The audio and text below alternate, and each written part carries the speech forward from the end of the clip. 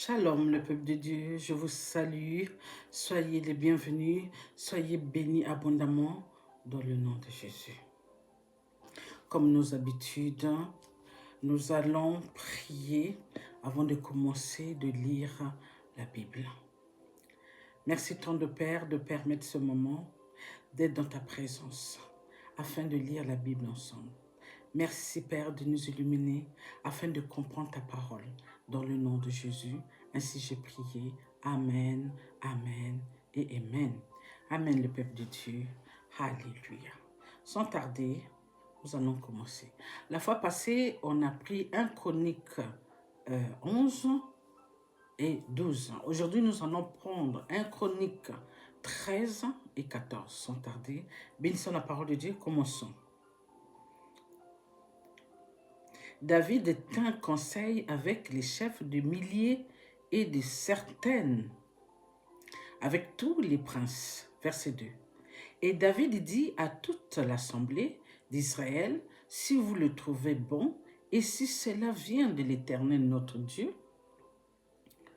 envoyons de tous côtés vers nos frères qui restent dans toutes les contrées d'Israël et aussi vers les sacrificateurs et les Lévites dans les villes où sont leurs banlieues, afin qu'ils se réunissent à nous. Verset 3. Et ramenons auprès de nous l'arche de notre Dieu, car nous ne nous en sommes pas occupés du temps de Saoul.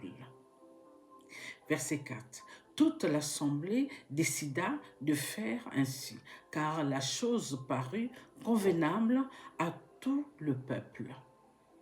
Verset 5. David assembla tout Israël depuis le Shishor d'Égypte jusqu'à l'entrée de Hamath pour faire venir de Kijat Jérim l'arche de Dieu.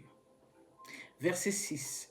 Et David, avec tout Israël, monta à Béla et Kirjat Jérim, qui est à Juda, pour faire monter de l'arche de Dieu, devant laquelle est invoqué le nom de l'Éternel qui réside entre les chérubins. Verset 7. Ils mirent sur un char neuf l'arche de Dieu, qu'ils emportèrent de la maison d'Abinadab. Uza et Acho conduisaient le char. Verset 8. David et tout Israël dansaient devant Dieu de toute leur force en chantant et en jouant des harpes et des luttes, des tambourets et des cymbales et des trompettes. Verset 9. Lorsqu'ils furent arrivés à l'ère de Kédon, Uza étendit la main pour saisir l'arche parce que les bœufs la faisaient pencher. Verset 10. La colère de l'Éternel s'enflamma contre Uza. Et l'Éternel le frappa parce qu'il avait étendu la main sur l'arche. Uza mourut là, devant Dieu. Verset 11. David fut irrité de ce que l'Éternel avait frappé Uza d'un tel châtiment. Et le lieu a été appelé jusqu'à ce jour Péret Uza. Verset 12. David eut peur de Dieu en ce jour-là et il dit, comment ferai-je entrer chez moi l'arche de Dieu? Verset 13. David ne retira pas l'arche chez lui dans la cité de David, et il la fit conduire dans la maison d'Obed, Édom de 4. Notre dernier verset de 1 Chronique 13, verset 14. L'arche de Dieu resta 3 mois dans la maison d'Obed, Édom, dans sa maison. Et l'Éternel bénit la maison d'Obed, Édom, et tout ce qui lui appartenait. Prenons notre deuxième page, 14, Hiram, roi de Tyr, envoya des messagers à David et du bois de cèdre et des tailleurs de pierre et des charpentiers pour lui bâtir une maison. Verset 2, David reconnut que l'Éternel l'affermissait comme roi d'Israël et que son royaume était haut élevé à cause de son peuple d'Israël. Verset 3, David prit encore des femmes à Jérusalem et il engendra encore des fils et des filles. Verset 4, voici les noms de ceux qui lui naquirent à Jérusalem: Shamua, Shobab, Nathon, Salomon, Jidbar, Elishua, Elphélet, Noga, Nepheg, Japhia, Elishama, Bielida et Eliphélet. Verset 8. Les Philistins apprirent que David avait été oint pour roi sur tout Israël. Et ils montèrent tous à sa recherche. David, qui en fut informé, sortit au-devant d'eux. Verset 9.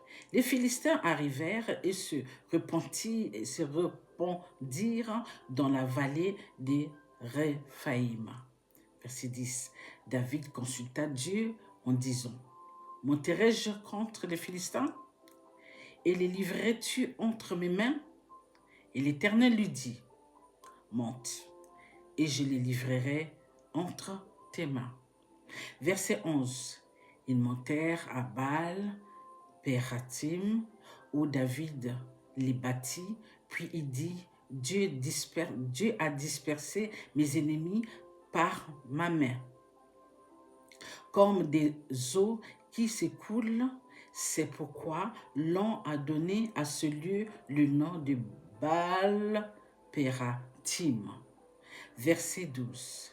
Ils laissèrent là leur Dieu, qui furent brûlés au feu d'après l'ordre de David. Verset 13. Les Philistins se répandirent de nouveau dans la vallée. Verset 14. David consulta encore Dieu, et Dieu lui dit: tu ne monteras pas après eux. Détourne-toi d'eux, et tu arriveras sur eux vis-à-vis des mûriers. Verset 15. Quand tu entendras un bruit de pas dans les cimets des mûriers, alors tu sortiras pour combattre, car c'est Dieu qui marche devant toi pour battre l'armée des Philistins. Notre avant-dernier verset 16. David fit ce que Dieu lui avait ordonné. Et l'armée des Philistins fut battue depuis Gabaon jusqu'à Gézer. Notre dernier verset 17. La renommée de David se répandit dans tous les pays et l'Éternel le rendit redoutable à toutes les nations.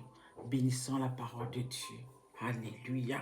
Alors nous comprenons encore ici. C'est clair, si nous écoutons, nous obéissons au Père, nous lui demandons avant de faire quoi que ce soit et nous lui mettons devant, c'est sûr et certain, Dieu va nous répondre. C'est sûr et certain, Dieu va combattre pour nous. C'est sûr et certain, Dieu va marcher devant nous. Alléluia. Nous devons être seulement obéissants, suivre les règles de Dieu, marcher comme le Père nous demande de marcher. Alléluia. Sur ce, je vous aime. Soyez bénis abondamment et soyez sages, soyons obéissants. Je vous aime. Bye.